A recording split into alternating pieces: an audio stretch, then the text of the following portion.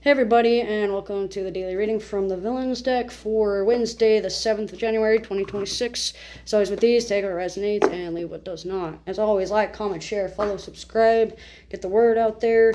Randy Morningstar747 on TikTok, the Mintaka Experience on Facebook, and Randy Mintaka93 on YouTube. I will be going live pretty much every day at 1 p.m. on TikTok. So be sure to follow me there and get my notifications. And as always, if you like what I do, go ahead and share that out. If you like a donated read, comment below and I'll tell you my Cash App, Venmo, PayPal, and MetaPay information. So we got the reverse Four of Cups for Wednesday. So what this is there's a emotional challenge going on, an emotional conflict going on between someone else's apathy and your sense of care. You have a high sense of empathy that people like to play on or people like to take advantage of, just because you seem gullible to them and they're mistaking your kindness for weakness.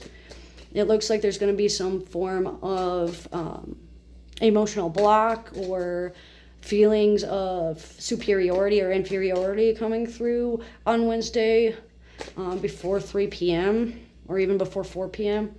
It looks like there's going to be some form of oversharing or feeling overwhelmed by underwhelming results or by being told the truth or by the honesty that's being spewed about trust or about depression or about their views on the world. They may be a little cynical, they may be a little pessimistic, they may be borderline mentally unwell or mentally unstable to where their emotions and their feelings are being appealed to. So that's called an appeal to emotion fallacy. So a lot of people are letting their emotions drive the conversation, letting their emotions drive the conversation forward, or they're allowing their emotions to block communication to you or from you. This could be anything from omitting details when emotions are high, or refusing to speak to you until you calm down, even whether they let you know that's what they're doing or not. Unspoken boundaries seem to be a big habit here. Lack of transparency about feelings and emotions, or due to not wanting to overwhelm other people with your emotions. Being called overly sensitive or being gaslit into believing that you aren't worth the attention can also be seen as a factor today. So just be aware of that. Especially before the 3rd, there were some signs of emotional stress and turmoil beneath the surface. Like you may have been biting your nails, or you may have been playing with your hair, or you may have been scratching or picking at yourself, or you may have gone back to self-harm tactics such as like cutting or nitpicking or something along those lines. Porn, alcohol, drugs, whatever the case may be. It seems like there's a heavy codependency to attach to oneself rather than someone else. They are overly attached to themselves and their ego due to like the way they were raised, what happened to them by the time they were 8 years old, that they still carry with them, the burdens that they drag with them along the ways.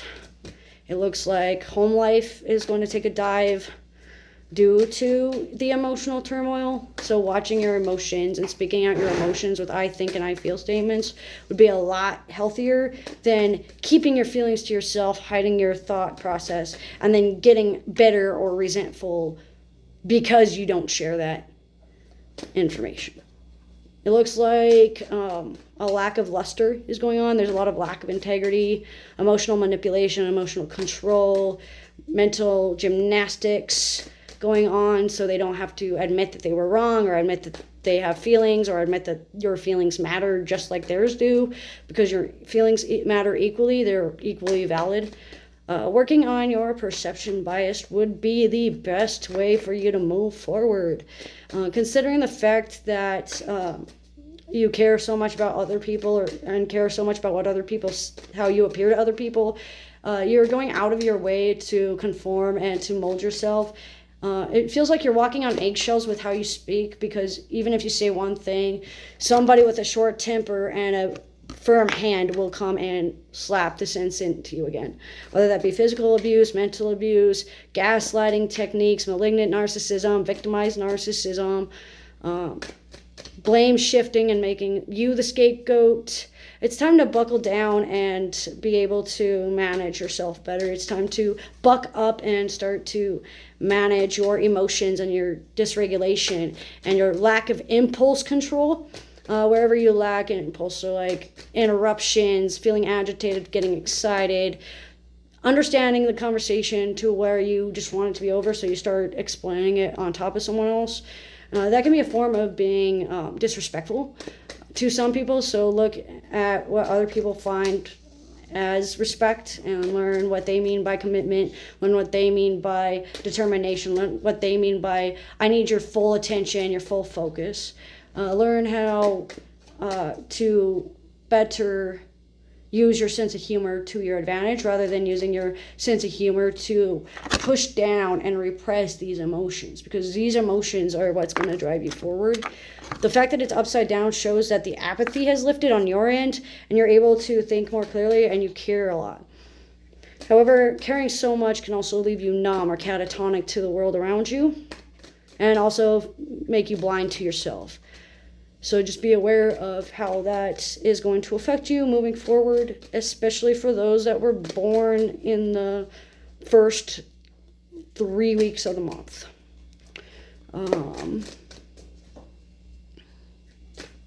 Less than 4 months away to gain your manifest, it looks like. However, the manifest is blocked or barricaded off, or it might be a little harder to attain due to the fact that you're overly emotional or you're underwhelmed or you're going through a lot of like feelings and subconscious turmoil. The suggestion would be like inner child healing, physical therapy, speech therapy, talk therapy, putting down the bottle once in a while, not trying to resort to bottling up emotions or blowing up at people because of their emotions, not threatening or bottling up certain ideologies or possessions just because. Gain a sense of emotional maturity and emotional regulation, and this should be able to set you forward. This is a yes card as long as you care enough about it to act on it, not just say something about it. But it may look like your emotions and your feelings are holding you back or holding you to a standard that you just need to break. Emotional dissonance needs to be met with considering there are a lot of conflicted emotions and conflicted feelings that can go together. It just doesn't seem like they should. Working through perception biases, working on your fear of emotional intimacy and emotional vulnerability. Your refusal to be vulnerable and speak out about your feelings to others may be the cause of why others do not share their feelings with you. If they share their feelings with you and your first reaction is to be overly emotional or hypersensitive to the topic at hand, they may be less likely in the future to trust you to be able to handle emotions or feelings of anyone other than yourself. It's almost like a narcissistic lens is placed on this person. Like they can't see past their own tears to see the harm of others, because if it didn't happen to them, then why should they care? And that's just how some people, unfortunately, tend to think. But we can't control other people, and trying to control other people by using our emotions is very naive. But that's what I get for Wednesday, the 7th of January of 2026 for the collective. As always with these, take what resonates and leave what doesn't. Thanks for joining.